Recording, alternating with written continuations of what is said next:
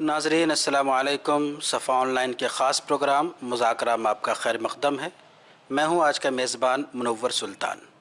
आज हम बात करेंगे कि इंतहाई अहम इशू पे इस वक्त पूरे मुल्क में जो इशू चल रहा है वो है हैदराबाद में हुआ एक वाक़या जो इंतहाई शर्मनाक है और दर्दनाक है। उस वाक़े पे पूरे मुल्क में रिएक्शन का सिलसिला जारी है। कैंडल मार्च, एहतजाज, जुलूस, मेमोरेंडम, ये सारी चीज़ें हो रही हैं। लेकिन अगर हम गौर से देखें तो हैदराबाद का वाक़या कोई ये पहला वाक़या नहीं है, बल्कि इससे पहले दिल्ली और मुल्क के मुख्तलिफ़ रियासतों में, बड़े बड़े शहरों में इस तरह के ढेरों वाक़यात हुए हैं।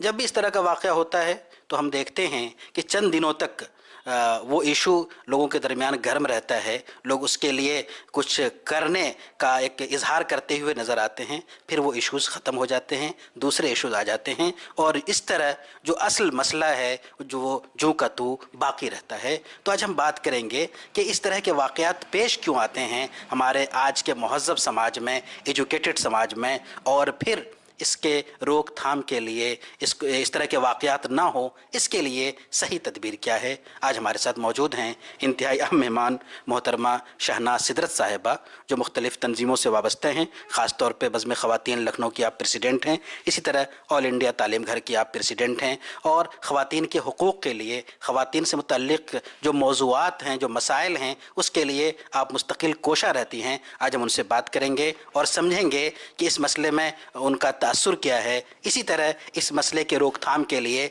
उनके जो अमली तजर्बात हैं वो क्या हैं। तो मोहतरमा, आपका खैर मकदम है हमारे चैनल में।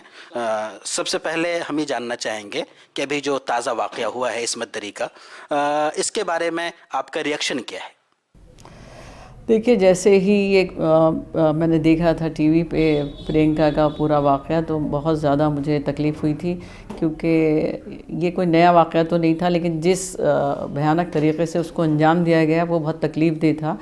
और उसके शायद दूसरे दिन ही मैंने यहाँ फरंगी महल में एक औरतों का जलसा किया और उसमें एक बाकायदा एक क़रारदाद पेश करके सरकार को भेजी भी कि अब जो है, अब हमें आवाज़ को उठाना होगा और हम चुप नहीं रहेंगे, क्योंकि ये हालात जो हैं बदस्तूर जारी हैं। और आप देख रहे हैं कि दुनिया के सारे ममालिक हैं, ठीक है, उनको छोड़ दीजिए, जहाँ जंगें जारी हैं इस वक्त, वहाँ पर ये चीज़ें आम बात मानी जाती हैं, औरतों के साथ इस तरह के वाक़यात।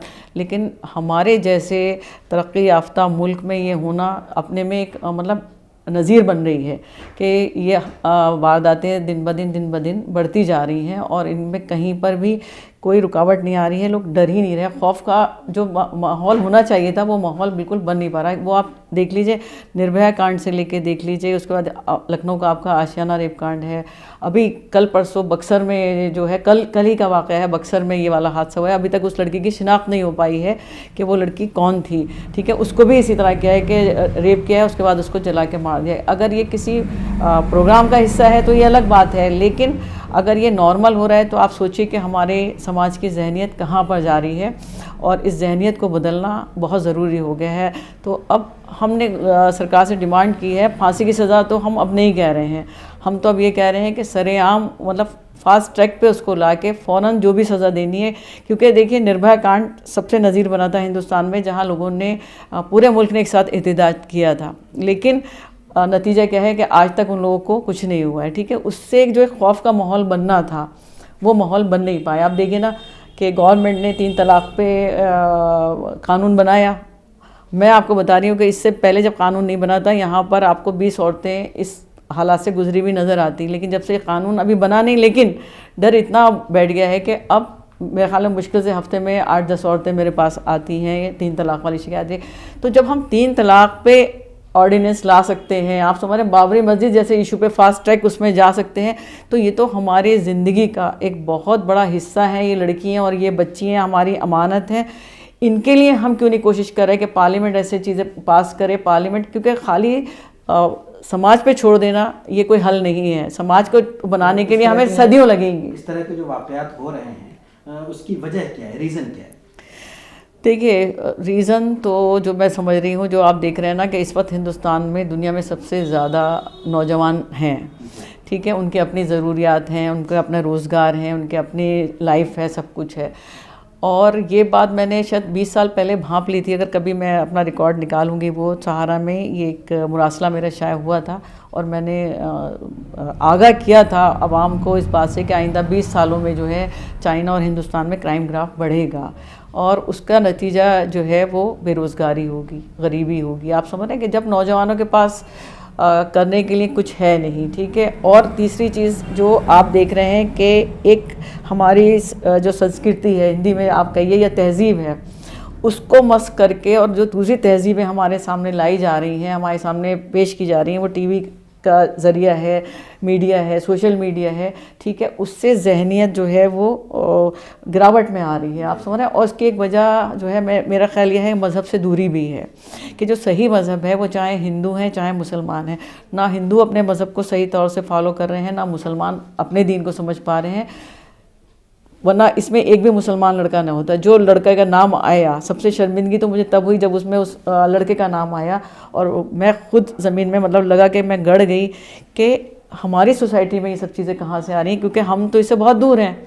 ہمارے یہاں تو اتنی سخت سزا ہے کہ آدمی امیجن ہی نہیں کر سکتا ہے کہ دنیا میں تو ہے ہی ہے, لیکن آخرت کے لیے بھی سزا ہے. تو اگر جو دین کو سمجھنے والا ہے وہ اس طرف کبھی غور بھی نہیں کرے گا, سوچے گا بھی نہیں.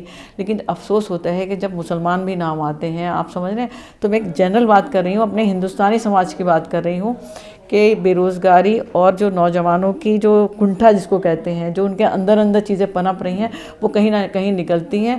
اور اس کا ریزن سب سے بڑا جو میری نظر میں ہے وہ یہ ہے کہ ہم ہندوستان میں دیکھیے, اسلام تو آیا, اس نے عورت مرد کو برابر کا درجہ دیا, ٹھیک ہے, یہ 1500 سال پرانا واقعہ ہے. لیکن جو سبھیتائیں چل رہی ہیں, جو سویلائزیشن چل رہی ہیں, وہ ہزاروں سال پرانی ہیں. اور ان ہزاروں سال پرانی جو سبھیتائیں ہیں, تہذیبیں ہیں, اس میں ہمیشہ سے میل اورینٹڈ سوسائٹی رہی ہے. تو اس میل اورینٹڈ سوسائٹی نے عورتوں کو ایک بالکل ہی بیکار چیز سمجھ رکھا ہے. مطلب کہ اس کے پاس ظلم کرو, اس کو کسی طرح کچھ کرو, دبا کے رکھو صرف اپنے مفاد کے لیے. اس میں آپ برا مت مانیے گا, کیونکہ ہم یہاں رہے ہیں, یہاں کنورژن ہوا ہے, تو ہمارے سماج میں بہت سی چیزیں وہ آج بھی موجود ہیں, وہ اثرات موجود ہیں, ٹھیک ہے. تو اس کو آپ اسلام سے بالکل الگ کر دیجئے. میں اس وقت صرف ہندوستانی سماج کی بات کروں گی, جس میں بھی خود بھی شامل ہوں, آپ بھی شامل ہیں. تو جو یہ میل اورینٹڈ سوسائٹی ہے, اس نے ہمیشہ سے عورت کو دبا کے رکھنے کی کوشش کی. اس میں اس کا مفاد یہ ہے کہ ایک تو میں مانتی ہوں اس کو کہ حق وراثت اور حق تعلیم, دونوں چیزوں کو عورتوں کو الگ رکھنے کے لیے مردوں نے ہمیشہ سے عورتوں کو ایک ناکارہ چیز بنا کے گھر میں رکھ دیا, اور ان کے پر ظلم کی انتہا کر دی ہے, ٹھیک ہے. اور کیونکہ میرا تعلق عورتوں سے ہے, میں عورتوں میں کام کر رہی ہوں, آپ سمجھ رہی ہیں. میں نے ایک زمانے میں لائٹ سروسز میں جانے کا میرا ارادہ تھا, لیکن پھر میں نے سوشل ورک کے لیے وہ لائن چھوڑ کے میں اس لائن کی طرف آئی کہ ہمارے یہاں عورتوں کو مشورہ دینے والا بھی کوئی نہیں ہے, صحیح مشورہ دینے والا, کہ جیسے میرے پاس مسلم عورتیں آ گئی تو دین کے روشنی میں ان کو کیسے لیا جائے, کیسے ان کو مشورہ دیا جائے. تو ایسے بھی ادارے ہمارے پاس نہیں تھے. تو میں نے اس کی شروعات کی, اور الحمدللہ میں آپ کو بتاتی ہوں کہ 30,000 طلاقیں میں 2006 سے اب تک روک چکی ہوں. ایک چھوٹا سوال یہاں پہ اور کرنا چاہیں گے. جب بھی ریزن کی بات آتی ہے تو اس میں عریانیت کو بھی ٹاپک بنایا جاتا ہے, تو آپ کے خیال میں, آپ خود ایک خاتون ہیں اور آپ کا ایک کام ہے خواتین کے درمیان, عریانیت کو کتنا دخل ہے اس طرح کے واقعات میں؟ دیکھیے, یہ ذہنیت ہے عریانیت کا. دیکھیے, عریانیت تو ہمارے یہاں ہمارے ہندوستانی سماج میں ہے, ہونی نہیں چاہیے تھی. یہ جیسے میں نے ابھی کہا کہ باہر سے کچھ چیزیں آ رہی ہیں جس کو ہم اپنے اوپر لاد رہے ہیں, عریانیت اس کا ایک پارٹ ہے, ٹھیک ہے. جو اب فیشنیبل لائف آئی ہے, یا بالکل بالکل ٹھیک ہے, تو ہم کسی کلچر کو نہیں کہیں گے, یہ تو ہمارا اپنا ایڈاپشن ہے, ٹھیک ہے. لیکن اس کو میں بہت بڑا ریزن نہیں مانتی عریانیت کو, کیونکہ جو ابھی کل کا واقعہ ہے, جہاں آپ کے ابھی یہاں باندھا یا کسی ایریے میں جہاں 27 سال کے لڑکے نے 70 سال کی عورت کو ریپ کیا ہے, ٹھیک ہے. اس میں وہ عورت ساڑی پہنی ہوگی یا کپڑے پہنے ہوگی, یا چھوٹی بچی جو ہے.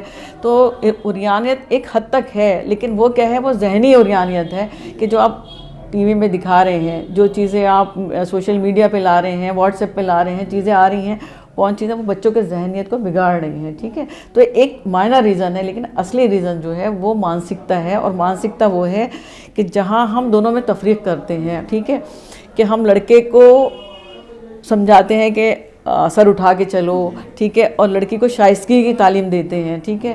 صرف اس لیے کہ وہ ہمیشہ کمزور رہے اور اس کو بزدل بناتے ہیں. اگر آج عورت طاقتور ہوتی تو کسی کی ہمت یہ نہیں ہوتی، کیونکہ آج ہماری لڑکی میں وہ طاقت نہیں ہے کہ اگر کوئی حملہ کرے اس کا ہاتھ پکڑ لے. ٹھیک ہے، حالانکہ اسلام کا قانون ہے کہ اللہ کو مضبوط لوگ پسند ہیں، اللہ کو طاقتور لوگ پسند ہیں. ٹھیک ہے، ہم نے کبھی غور ہی نہیں کیا کہ ہمیں لڑکیوں کو یہ تربیت دینی ہے کہ ہمیں ان کو جسمانی طور پہ بھی مضبوط بنانا ہے کہ وہ لڑکیاں کبھی ضرورت پڑے تو وہ مقابلہ کر سکتی ہیں. تو اس طرح کا جب بھی واقعہ ہوتا ہے تو عام طور پہ جو خواتین کی تنظیمیں ہیں، ویمنس کی NGOs ہیں، ان کی طرف سے کینڈل مارچ، احتجاج، جلوس، دھرنا، اس طرح کی چیزیں ہوتی ہیں اور چند دنوں کے بعد ختم ہو جاتی ہیں. تو کیا آپ کو لگتا ہے کہ اتنی کوشش کافی ہے اتنے بڑے واقعات کو روکنے کے لیے؟ مجھے ہنسی آتی ہے. آپ نے دیکھا کہ 1934 سے بزم خواتین کام کر رہی ہیں، 1994 سے میں اس کی یہاں صدر ہوں، میں اس کو دیکھ رہی ہوں، لیکن آپ نے کبھی نہیں دیکھا ہوگا کہ بزم خواتین احتجاج میں کبھی ایسے موقعوں پہ باہر آئی ہے. ٹھیک ہے، کیونکہ ہم لوگ پازیٹیو کام کرنے والے لوگ ہیں کہ جہاں پر جڑ ہے ہمیں اس پہ کام کرنا ہے. اور یہ تحریکیں آپ نے دیکھی کہ اٹھتی ہیں اور آندولن ہوتے ہیں اور بڑے بڑے آندولن ہوتے ہیں، لیکن کیا ہے وہ عورت صرف ایک مدعا بن کے رہ جاتی ہے، پھر لوگ اپنے کاموں میں لگ جاتے ہیں. بلکہ زیادہ تر تو لوگ اس سے سیاسی روٹی سیکتے ہیں، اپنا ذاتی مفاد اٹھاتے ہیں. ان سے فائدہ کچھ نہیں ہوتا. فائدہ تب ہوگا جب ہم پبلکلی اس چیز کو گورنمنٹ کو پریشرائز کریں گے، سرکار کو ہی سمجھیں گے. خالی سرکار کے پاس چھوڑنا کہ وہ قانون بنا دے، اور قانون سارے ہیں ٹھیک ہے، لیکن بات ان کے امپلیمنٹیشن کی آتی ہے کہ وہ نہیں ہوتے ہیں. لیکن یہاں پر میں چاہوں گی کہ سرکار فوراً ہی جس طرح سے بابری مسجد کے لیے آرڈیننس لا، جس طرح سے 3 طلاق پہ لائی، اس کے اوپر آرڈیننس ایک لا کے قانون بنائے کہ ود ان اے ویک، آپ سمجھ رہے ہیں، ان کو پکڑا جائے، ود ان اے ویک اس فیصلہ کیا جائے اور سر عام کیا جائے، تاکہ لوگوں کو ایک ڈر کا ماحول پیدا ہو اور لوگ ہمت نہ کر پائیں اس کی. ابھی جو ہے نا وہ ڈر کا ماحول نہیں ہے. اور اس میں آپ دیکھیے اس میں ہمارے جو پولیس ایڈمنسٹریشن ہے اس کی بھی کہیں کہیں ناکامی نظر آتی ہے. اگر ہم اس گورنمنٹ کی بات کریں تو اس میں عورت کو بہت زیادہ ہم دیکھ رہے ہیں کہ اہمیت دی جا رہی ہے، بیٹی بچاؤ، بیٹی فلاں کرو. اور ابھی خود ہماری UP کی گورنمنٹ نے بھی خواتین کے حوالے سے بہت سی اسکیمیں لانچ کی ہیں. اس سب کے باوجود ہمیں نظر آتا ہے کہ کوئی ٹھوس اقدامات ان جیسے کرائم کے لیے نہیں ہے. ایسا کیوں ہو رہا ہے؟ دیکھیے اس میں سرکاروں کو، کیونکہ دیکھیے یہ ریپ کیسز ہمیشہ سے ہوتے آئے ہیں، آپ سمجھ رہے ہیں، ہر سرکار میں، کانگریس کی رہی ہو، ساپا کی رہی ہو، مایاوتی کی رہی ہو، اب BJP کی ہے. تو میں سرکاروں کا وہ نہیں کہوں گی، لیکن جیسے جیسے ڈیٹیوریشن آ رہا ہے، آپ سمجھ رہے ہیں سرکار میں جیسے جیسے اب وقت پہ لڑکوں کی شادیاں نہیں ہو رہی ہیں. کئی ریزنز آپ کو جو سماجی اصلاح معاشرہ کے لیے جو چیزیں ہیں اس میں بہت سی چیزیں ہمیں دیکھنی پڑیں گی کہ اگر ہر چیز صحیح وقت پہ ہوتی ہے، ان کے پاس روزگار ہوں، ان کے پاس ان کے وقت پہ شادی ہوں، تو یہ سارے مسئلے آئیں گی نہیں. لیکن جو چیزیں نہیں ہو رہی ہیں اس میں آپ دیکھیں کہیں کہیں لڑکیاں بھی خراب ہیں، کوئی ضروری نہیں، آپ سمجھ رہے ہیں، ایسے بھی ہمارے سامنے واقعات آتے ہیں.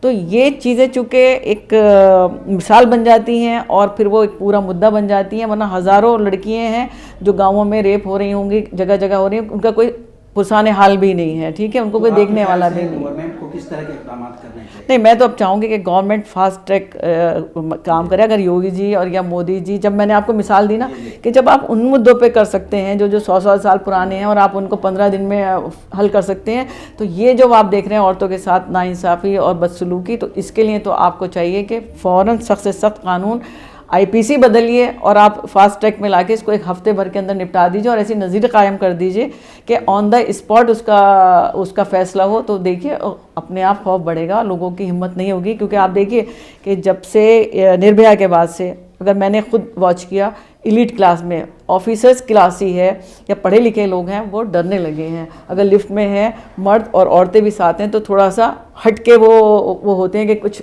ایسا نہ ہو جائے. ٹھیک ہے، لیکن ابھی جو طبقہ، نچلا طبقہ ہے، وہاں تک یہ چیزیں نہیں پہنچ پا رہی. نہ میڈیا پہنچا رہے ہیں، نہ وہ اخبار پڑھتے ہیں، نہ وہ TV دیکھتے ہیں. آپ سمجھ رہے ہیں مزدور پیشہ لوگ ہیں، وہ شام کو اپنے گھر آ رہے ہیں تو ان کو یہ سب چیزیں نہیں پتہ ہیں. تو آپ کو وہاں تک اویئرنیس پہنچانی ہوگی. یہ سرکار کی ذمہ داری ہے کہ اگر آپ شوچالیوں کے لیے اتنے اویئرنیس کر سکتے ہیں، اتنا کریں، تو آپ اس طرح کے سماجک مدعوں کو جہاں گاؤں کے لیول تک لے کے جائیے تاکہ لوگوں کو پتہ چلے کہ اگر ہم یہ غلط حرکت کہیں گے تو اس کے ساتھ اس کا نتیجہ کیا ہوگا. تو اس میں سب سے زیادہ گورنمنٹ کی ذمہ داری ہے کہ اویئرنیس پیدا کریں. اسلامی نظام میں اس کے بارے میں جو سزا ہے اس کو عام طور پہ بہت سخت کہا جاتا ہے، لیکن جب اس طرح کے واقعات ہوتے ہیں تو لوگ اس کو یاد کرتے ہیں. تو ہم آپ کے ذریعے سے جاننا چاہیں گے کہ آج کے دور میں ان قوانین کی معنویت کتنی ہے؟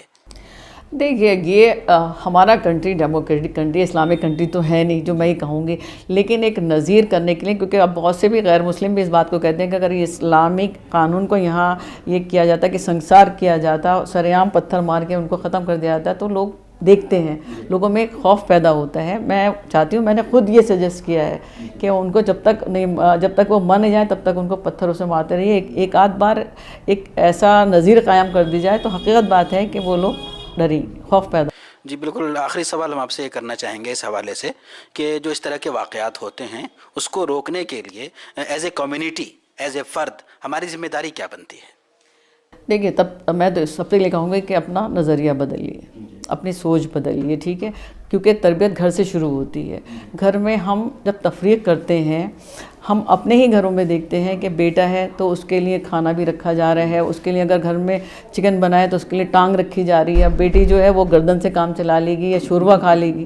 تو اس ذہنیت کو سب کو بدلنا پڑے گا، ان کو ایک نظر سے دیکھنا پڑے گا، تعلیم کا حق ان کو دینا پڑے گا، حق وراثت کو ان کو دینا پڑے گا۔ اب اصل میں کیا سمجھتے ہیں ہم لوگ بھی، اسلام والے بھی جو دین اپنے آپ کو دین کا سب مانتے ہیں، ٹھیکیدار مانتے ہیں، لیکن اپنے گھر میں حق وراثت وہ بھی نہیں دیتے ہیں، ٹھیک ہے، وہ سمجھتے ہیں کہ حق وراثت ملا ان کے خود مختاری بڑھ جائے گی، ٹھیک ہے، تعلیم دیں گے تو یہ باہر نکلیں گی، ایسا ہوتا نہیں ہے، ٹھیک ہے۔ اس کے لیے میں بتاتی ہوں آپ کو، میری نظیر آپ لے لیجئے، آپ مجھ سے پہلی بار ملے، آپ 90 میں رہ رہے ہیں، 94 سے میں بھی یہاں رہ رہی ہوں، لیکن آپ نے مجھے کہیں نہیں دیکھا ہے، ٹھیک ہے۔ تو کوئی پڑھنے کا مطلب یہ نہیں ہوتا ہے کہ ہم ہر وقت سڑک پہ رہیں، ہم باہر رہیں، یا ٹھیک ہے نام ہے، اللہ کا شکر ہے، اللہ نے عزت دی ہے، وہ چیز ہے، لیکن بہت سے لوگ ابھی بھی ہیں مجھے نہیں جانتے ہیں۔ تو تربیت ہونا بہت ضروری ہے، تعلیم ہونا بہت ضروری ہے، لڑکی کے اندر سیلف کانفیڈنس ہونا بہت ضروری ہے، اور یہ تبھی آتا ہے جب گھر کا ماحول اچھا ہوتا ہے، جب باپ اور بھائی اس کو عزت دیتے ہیں تو شوہر بھی عزت دیتا ہے، اور شوہر عزت دیتا ہے تو بیٹا بھی عزت دیتا ہے۔ اس ذہنیت کو بدلنا ہوگا آپ کو۔